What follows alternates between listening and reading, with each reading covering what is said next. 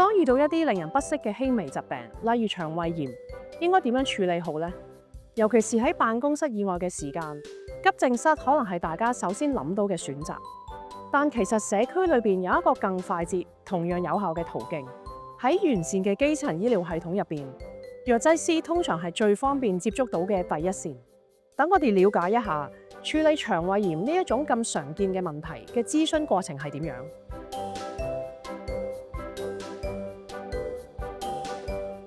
你好啊，我有啲肚痛咯，咁我琴晚開始咧仲有屙有嘔添咯，但係我見急症室好多人喎，你會唔會可以咧配啲藥俾我食住先咁啊？可以啊，你好清楚啊。咁我呢度藥劑師嚟嘅，舒緩腸胃不適嘅藥物有好多款。咁喺配藥俾你之前呢，我哋想了解咗你個情況先，然後評估完再建議最適合嘅藥物俾你。咁頭先聽你講咧都有肚痛嘅情況啦，想問下係絞肚痛嗰種啊，定係灼熱嘅嗰種痛，同埋個位置係喺咩位置？斷斷續續咁樣絞住痛咯，就大概呢個位度。咁想問下，聽你講話有屙有嘔啦，屙嘔大概次數係幾多啊？屙就大概屙咗3至4次到啦，嘔就淨係嘔咗1次咯。咁介唔介意我問排出嚟嘅係比較偏水狀啲啊，定係都係成型啲嘅？屙嘅係水狀少少嘅。咁如果屙咗咁多次嘅話，琴晚喺屋企有冇已經自己食緊啲咩藥幫你舒緩住先呢？冇喎，我都唔知要食啲咩藥先啱咯。好明白。咁我問多少少了解下你個情況啦。啱啱呢2個星期有冇去過邊度旅行啊？冇喎，近排都冇計劃去旅行。咁除咗你自己之外啦，屋企人、同事或者朋友會唔會都有類似嘅屙嘔症狀？都冇咯，但係我同朋友前幾日係有食咗餐外賣嘅，但係佢哋好似都冇事咯。聽落去就係一個腸胃炎啦。雖然就同去旅行啦或者接觸係冇直接嘅關係，咁但係我哋都有唔同藥物可以配到俾你嘅。咁喺配藥之前都想確認翻多少少資料，想問下你本身有冇對咩藥物敏感嘅？冇啊。長期病患同埋長期藥物有冇食緊啲乜嘢呢？鼻敏感算唔算啊？但係都好輕微咯，我淨係間唔中會食嗰隻黃色嘅收鼻水藥丸咯，咁其他藥就冇啦。咁呢隻收鼻水藥係唔算係長期藥物嘅，咁冇問題，我哋可以幫你準備住啲藥物先。咁麻煩你幫我哋填多少少資料，可以坐低等等。唔該。Hello， 陳小姐你好，咁啲藥物準備好噶啦。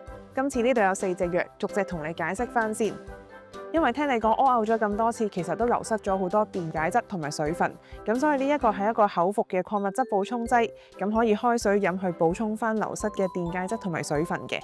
用法上係1包粉用200毫升嘅清水去開翻佢，咁每一次飲呢都唔需要話一次過飲晒佢，因為會可能有啲反胃嘅感覺。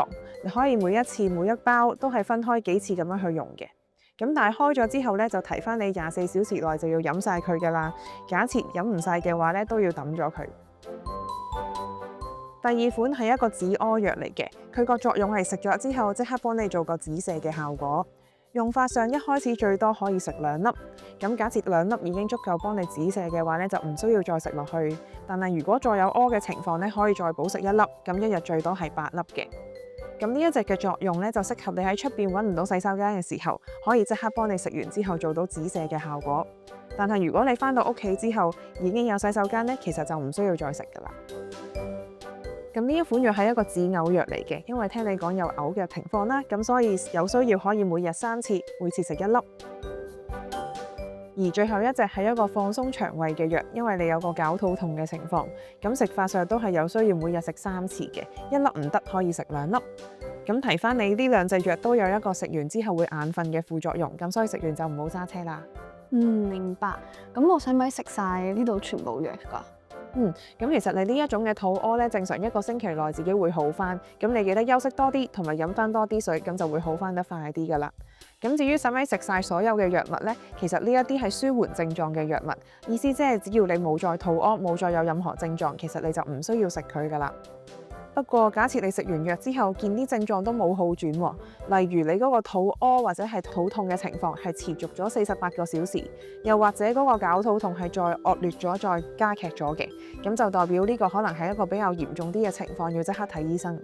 咁如果你返到屋企食完藥有啲咩問題，都可以歡迎 WhatsApp 返我哋藥房藥劑師去問我哋嘅。明白，好清晰啊！麻煩晒你藥劑師。好啊，唔使客氣。咁希望你食完之後會快啲好返。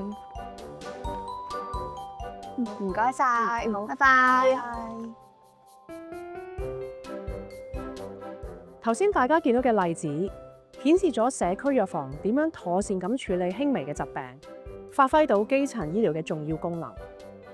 社區藥房遍佈全港各區，相對冇醫院咁多病人排隊等候，亦唔使提早預約，可以隨時幫到你。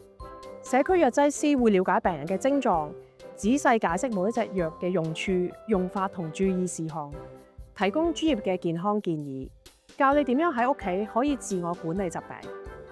如果有需要，藥劑師亦可以轉介你俾其他相關嘅醫護人員，因為每一位專業都有獨特分工，各司其職，互相配合，先能夠為你提供最適切同連續性嘅照顧。呢一種咁流暢嘅前線護理，唔單止方便到大家，減少冇必要嘅急症室求診，亦可以慳返時間，同埋減低醫院嘅負擔，等資源留俾更有需要嘅病人。善用基層醫療，幫到自己，亦可以幫到整個醫療系統。